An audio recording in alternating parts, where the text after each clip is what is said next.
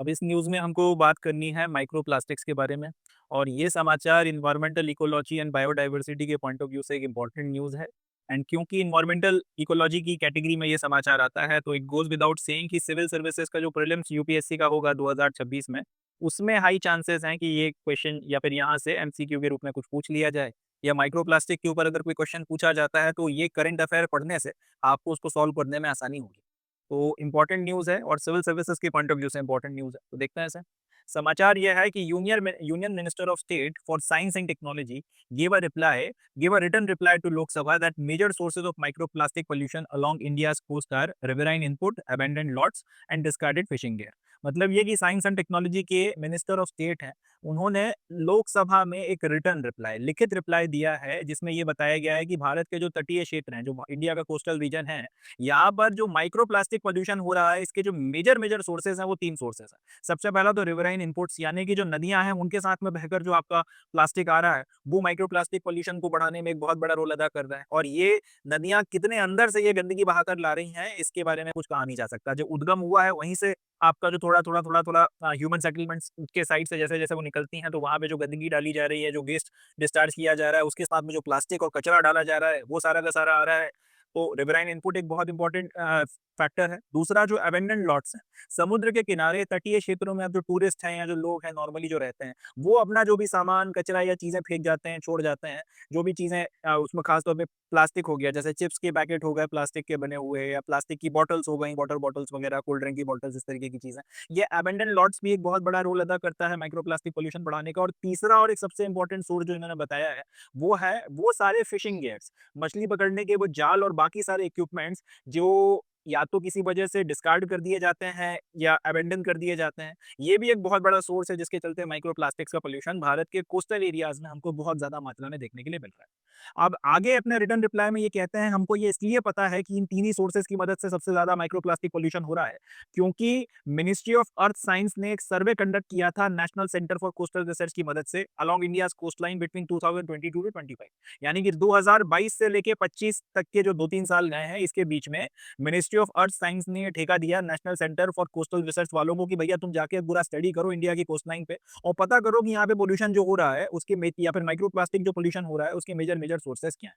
और साथ ही साथ अब ये असेस करो कि मरीन जो डेब्रिस लेवल है, वो या फिर यूं बोलना चाहिए कि आपका जो कोस्टल एरियाज हैं वहां पर गंदगी का जो लेवल है वो कितना ज्यादा है, माइक्रो प्लास्टिक के चलते कितना नुकसान हो रहा है, इन सारी चीजों को स्टडी करके बताओ। फाइनली इन्होंने स्टडी किया और स्टडी करके इनका ये कहना था कि और भी कारण, अगर प्रोमिनेंटली अगर आप माइक्रो प्लास्टिक के पॉल्यूशन की मेजर मेजर सोर्सेज की बात करो तो वो तीन ही निकल कर आते हैं। रिवराइन इनपुट्स, नदियां अपने साथ में जो गंदगी अंदर से हिंटरलैंड से बहाकर ला रही हैं उसमें जितना भी ये प्लास्टिक पॉल्यूशन है। दूसरा abandoned lost abandoned and lost and discarded fishing gears, ये दूसरा इंपॉर्टेंट सोर्स है। और बाकी तीसरा जो समुद्र के किनारे आपका प्लास्टिक और बाकी सारी चीजें छोड़ छाड़ जाते हैं, कचरा वचरा फेंकना ही है। मगर प्रोमिनेंटली ये दो जो चीजें हैं, अबेंडेंट लॉस्ट और डिस्कार्डेड जो आपके लॉट्स वगैरह है वो, और फिशिंग गियर्स वगैरह, ये दो आपके प्रोमिनेंट रीजन जो है इसके चलते काफी बड़ी मात्रा में पोल्यूशन फैल रहा है। तो ये यहाँ से फिर अब एक बात जब आपको समझ में आ गई कि भाई ये जो 2-3 सोर्सेज़ हैं इसी के चलते माइक्रो प्लास्टिक पॉल्यूशन हो रहा है। तो अब यहाँ से कैसे जो है इस माइक्रो प्लास्टिक पॉल्यूशन को रोका जाए, आपको ये पता है कि आपको इन 3 सोर्सेज़ पे या इन 3 फैक्टर्स पे काम करना पड़ेगा और उसके लिए क्या काम करना है या क्या काम नहीं करना, मिनिस्ट्री उसके ऊपर लगी हुई है। अब देखते हैं ऐसे में क्या निकल कर आता है नतीजा।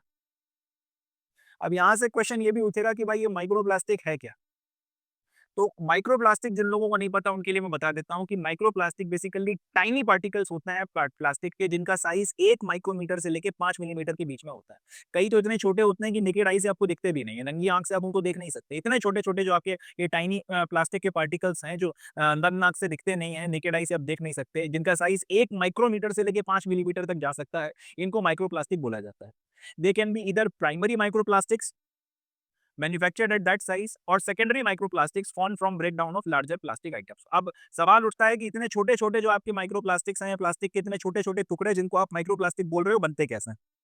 तो दो तरीके के होते हैं। एक होता है प्राइमरी माइक्रोप्लास्टिक।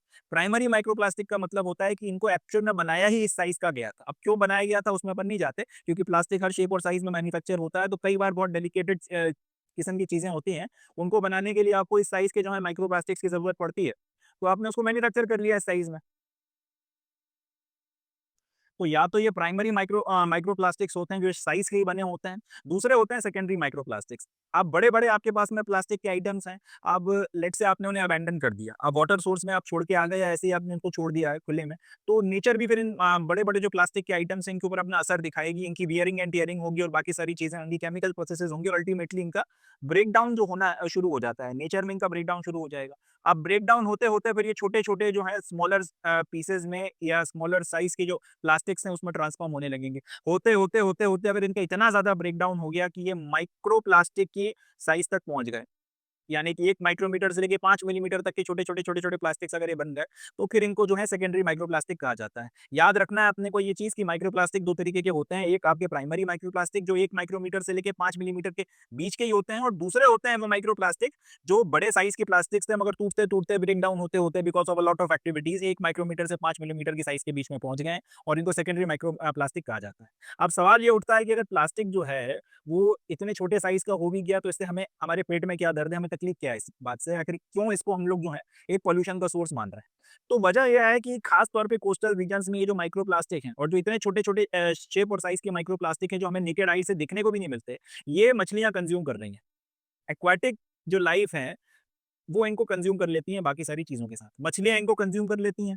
वो मछलियाँ या वो फिशेज़ जो हैं अब इसके चलते उनकी डेथ हो रही है और पूरा इकोसिस्टम जो है वो डिस्टर्ब हो रहा है। 2 मिनट के लिए मान लेते हैं कि वो मछली नहीं भी मरती हैं। अब वो मछलियाँ जो हैं इनको कंज़्यूम कर लेती हैं और ये बेसिकली पॉइज़नस होता है या फिर अगर पॉइज़नस नहीं भी होता है तो इसके इनकी बॉडी में काफ़ी ज़्यादा गलत असर होते हैं। रिएक्शंस काफ़ी सारी तरीके के करने लगते हैं। जो केमिकल्स इनके साथ में हैं, वो जाके इन मछलियों की पूरी जो बायोलॉजी है उसको पे असर डालते हैं। अब अगर ये मछलियाँ मरती नहीं भी हैं, तो भी इनको अगर पकड़ के कंज़्यूम किया जाता है, अगर इनको खाया जाता है तो वो जिस इंसान ने इनको कंज़्यूम किया है, अब ये देखने में मिल रहा है, इसके चलते इनको जो है ट्यूमर्स की समस्या खड़ी होने लगी है। काफ़ी बड़ी मात्रा में कोस्टल रीजन में रहने वाले लोगों में रिसेंटली एक फेनोमेनन देखा गया है कुछ सालों में कि यहाँ पे बड़ी मात्रा में ट्यूमर जो है लोगों को होने लगे हैं। तो बहुत ज़्यादा अब जो ट्यूमर के केसेज़ कोस्टल रीजन से आने लगे हैं या उन रीजन से जहाँ पे मछली खूब खाई जाती है और जहाँ ये माइक्रोप्लास्टिक कंटामिनेशन आपको काफ़ी बड़ी मात्रा में देखने को मिल रहा है, तो उसके बेसिस पे साइंटिस्ट जो है वो मिला रहे हैं इस बात को कि हो ना हो, माइक्रोप्लास्टिक कंटामिनेशन के चलते ट्यूमर बढ़ने लगे। और दूसरा, जैसे कि मैंने कहा कि एक्वाटिक लाइफ या मरीन लाइफ के लिए बहुत ज़्यादा पॉइज़नस हैं।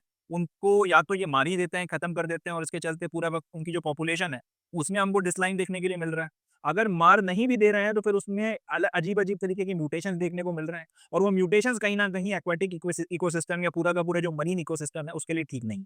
और अगर मरीन इकोसिस्टम डिस्टर्ब होता है, तो इससे फिर बहुत सी चीज़ें डिस्टर्ब हो सकती हैं। लॉन्ग टर्म में पता चला मानसून के ऊपर ये असर डाल दें और बाकी आपका जो पूरा का पूरा वहाँ की जो इकोनॉमी है, वहाँ के जो लोग हैं, उनकी हेल्थ है, पूरा आपका जो सोशल स्ट्रक्चर है, उसके ऊपर इसका असर देखने को मिल रहा है। तो इन सारी चीज़ों के चलते माइक्रोप्लास्टिक एक सिरदर्द बन गया है और इससे निजात पाने के लिए अब सरकार बड़े लेवल पर काम कर रही है। तो ये अपना समाचार हो गया। अब यहाँ से क्वेश्चंस कौन-कौन से बनेंगे तो हमको याद रखना है। एक तो ये पूछा जा सकता है कि माइक्रोप्लास्टिक जो है, इस कोस्टल एरियाज़ में इंडिया के खास तौर पर इसके क्या-क्या सोर्सेज़ हैं जिससे पॉल्यूशन होता है। अब अगर यही सवाल ऐसे घुमा के पूछ लिया जाए कि भाई इनलैंड जो आपकी वाटर बॉडीज़ हैं, इनलैंड यानी कि जो रिवर्स हैं और बाकी जो पॉन्ड्स हैं, तालाब वगैरह हैं, उसमें माइक्रोप्लास्टिक अगर पॉल्यूशन है तो इनमें से कौन-कौन से सोर्सेज़ कौन-कौन से जो रीज़न्स हैं वो रिस्पॉन्सिबल है। तो वहाँ पर भी आप इनका इस्तेमाल कर सकते हो। वहाँ पर भी जो है बेसिकली इन्हीं फैक्टर्स को जो है ज़िम्मेदार ठहरा सकते हो। एक तो ये अपने को याद रखना है। दूसरा अपने को ये याद रखना है कि माइक्रोप्लास्टिक की डेफिनिशन क्या है। तो वो सारे के सारे टाइनी प्लास्टिक पार्टिकल्स जो 1 माइक्रोमीटर से लेके 5 मिलीमीटर तक के रेंज के बीच में आते हैं, उनको माइक्रोप्लास्टिक बोला जाता है। कितने तरीके का माइक्रोप्लास्टिक होते हैं? 2 तरीके के होते हैं। एक आपके प्राइमरी माइक्रोप्लास्टिक होते हैं, जो उसी साइज़ के बनाए जाते हैं जो इस रेंज में है। दूसरा सेकेंडरी होते हैं, जो ब्रेक डाउन होते अल्टीमेटली इस साइज़ के पहुँच गए। और क्यों इनसे हमारे पेट में दर्द हो रहा है? क्योंकि ये एक्वाटिक और मरीन लाइफ सिस्टम के लिए पॉइज़नस हैं और इनके कंज़म्पशन को और के चलते जो इश्यूज़ आ रहे हैं, उसके चलते ट्यूमर जो आज की तारीख में कोस्टल एरियाज़ में काफ़ी बड़े लेवल पर देखने को मिल रहा है, लोगों में हो रहा है, उसको भी कहीं न कहीं माइक्रोप्लास्टिक के साथ में जोड़ के देखा जा रहा है। तो it's a major health concern and काफ़ी सारी चीज़ें इसके चलते स्टेक पर लग गई हैं और सरकार अब फाइनली माइक्रोप्लास्टिक्स को लेकर सीरियस हो रही है। तो ये कुछ पॉइंट्स हैं जो अपने को यहाँ से याद रखना है। नेक्स्ट इससे ज़्यादा इस पर्टिकुलर न्यूज़ में कुछ नहीं है। अब आगे बढ़ते हैं।